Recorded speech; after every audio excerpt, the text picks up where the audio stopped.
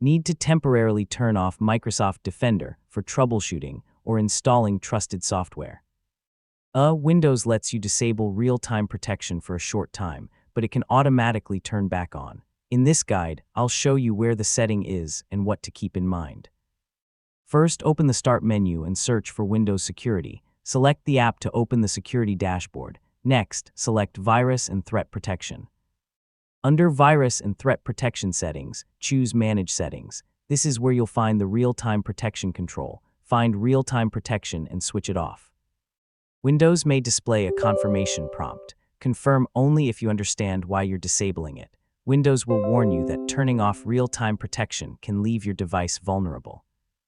With this protection disabled, new or modified files may not be checked immediately by Microsoft Defender.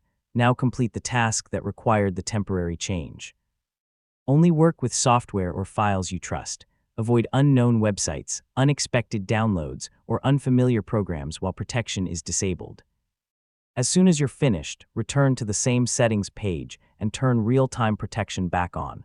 Don't leave it disabled longer than necessary. So yeah, restoring protection should be your next step. Return to the Windows Security dashboard and confirm that Virus and Threat Protection shows a normal status. After re-enabling protection, consider running a quick scan. Open Virus and Threat Protection and select Quick Scan to check for anything suspicious. You can also open Protection Updates and select Check for Updates. Keeping Defender's security intelligence current helps detect newer threats. And that's how to temporarily disable Windows Defender's real-time protection. Use this only when necessary, work with trusted files, and turn protection back on as soon as you're done. Keeping Defender active is important for everyday security.